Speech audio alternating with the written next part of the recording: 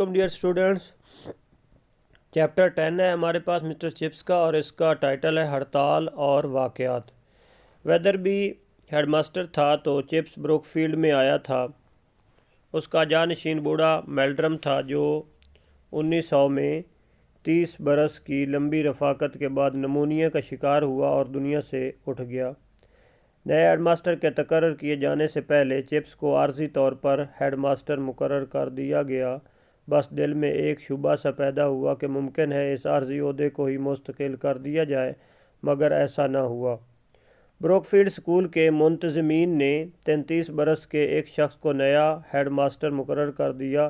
یہ شخص علمی اسناد کے لحاظ سے بھی بہتر تھا اور اس کی شخصیت میں ایسا دبدبہ اور رعب تھا کہ اس کے ابرو کے ایک اشارے پر پورا حال خاموش ہو جاتا تھا۔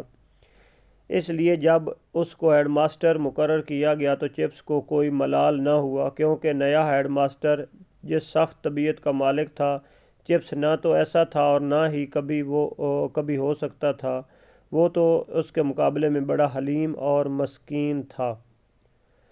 1913 میں وہ ملازمت سے سبکدوش کر دیا گیا۔ سبکدوشی سے پہلے کے چند برسوں میں بعض ایسے واقعات بھی ہوئے جو ہمیشہ اس کے ذہن پر ثبت رہے۔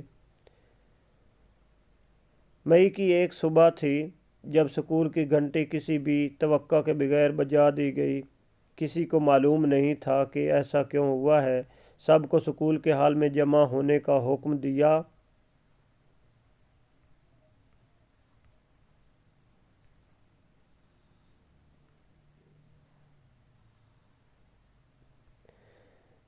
گیا تھا۔ نئے ہیڈ ماسٹر مسٹر راسٹن نے بڑے دبدبے سے سب پر نظر ڈالی اور ساری فضا پر خاموشی چھا گئی۔ چپس کو یہ سب کچھ ہمیشہ یاد رہا۔ مسٹر راسٹن نے خطاب کرتے ہوئے بتایا، یہ خبر آپ سب کے لیے افسوسناک ہوگی کہ شہنشاہ ایڈورڈ ہفتم کا انتقال ہو گیا ہے۔ اس لیے آج دوپہر کی کلاسیں نہیں ہوں گی، البتہ 4:30 بجے سب گرجے میں پہنچ جائیں جہاں بادشاہ کے لیے دعا ہوگی۔ اور پھر موسم گرما کا ایک دن جب ریلوے کا سارا عملہ ہڑتال پر تھا، فوجی جوان انجن چلا رہے تھے، لوگوں نے گاڑیوں پر کچھ پتھراؤ بھی کیا۔ سکول کے طالب علموں کے لیے یہ ایک تماشا تھا۔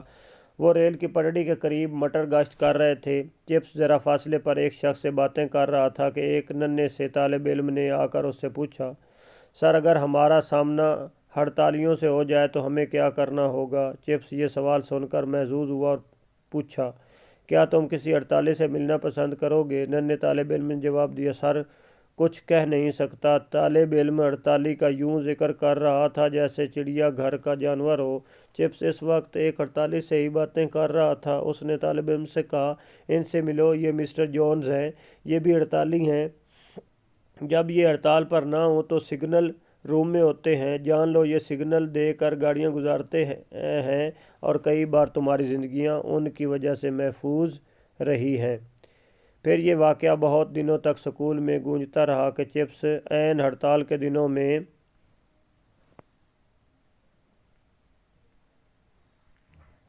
ایک ہڑتالی سے ایسے گھل مل کر باتیں کر رہا تھا جیسے وہ اس کا گہرا دوست ہو۔ لوگوں کے لیے یہ بات ناپسندیدہ اور حیران کن تھی کہ کسی ہڑتالی سے یوں دوستانہ انداز میں گفتگو کی جائے۔ چپس نے اس طرح کی تنقید پر بہت غور کیا اور آخر اپنے آپ سے کہا، اگر کیتھی زندہ ہوتی تو وہ اس واقعہ پر خوش ہوتی اور اس پر کسی طرح کا اعتراض نہ کرتی۔ مسٹر چپس ان لوگوں میں سے تھا جنہیں سیاست اور بدلتے واقعات کبھی خاص طور پر متاثر نہ کرتے تھے۔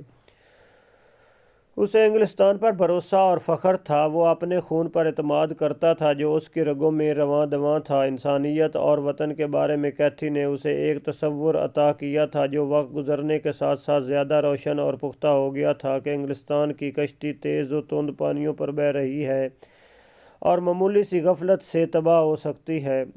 مسٹر چپس کو ملکہ وکٹوریہ کی گولڈن جوبلی یاد تھی۔ بروک فیلڈ میں پورے دن کی تعطیل کر دی گئی تھی۔ تب وہ کیتھرین کے ساتھ ملکہ کا جلوس دیکھنے لندن گیا تھا۔ بوڑھی ملکہ بگھی پر یوں بیٹھی تھی جیسے پرانی لکڑی کی گڑیا ہو جو وقت کے ساتھ ساتھ بھربھری ہو گئی ہو اور اس کے بکھرنے کا لمحہ آ چکا تھا۔ مگر وکٹوریہ کے بعد بادشاہ ایڈورڈ کا زمانہ جو بد امنی اور سزاؤں کا دور تھا، ہڑتالیں، تالہ بندیاں، شراب کے نشے میں ڈوبی ہوئی جاگتی راتیں، مزدوروں کے مسائل، بے روزگاروں کے جلوس، خواتین کی تحریک آزادی، عورتوں کی ووٹ کے لیے جدوجہد، بڑا ہی ہنگامہ پرور دور تھا۔ اور پھر اس شاندار بحری جہاز ٹائٹینک کی غرقابی کا واقعہ، جس میں ایک طالب علم کے والد کے ڈوبنے کی بھی اطلاع دی گئی، اس لڑکے کے ساتھ پورے سکول کا اظہار ہمدردی، اور پھر بعد میں یہ معلوم ہوا کہ اس لڑکے کے والد کو چند دوسرے لوگوں کے ساتھ ڈوبنے سے بچا لیا گیا تھا۔